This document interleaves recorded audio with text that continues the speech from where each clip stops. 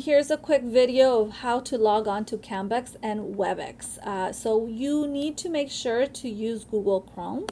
Once we click on Google Chrome, you are going to go ahead and click on your one login. You're going to click on Canvas. Once you are on Canvas, you are going to go to Courses. Courses is down here. I've already entered a classroom, so as soon as you click Courses, you're going to see your teacher's classroom.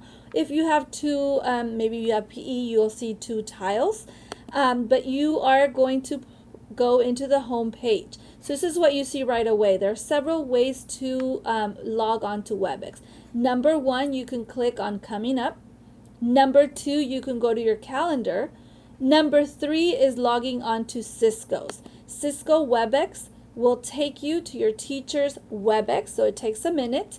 This is where we're having a difficulty. We need to be able to see the class at the date that you are signing into, but you need to scroll this over and click Join.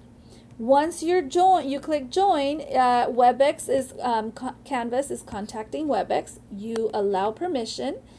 And as soon as that happens and you join the meeting, you'll be able to see your class. I hope this helps.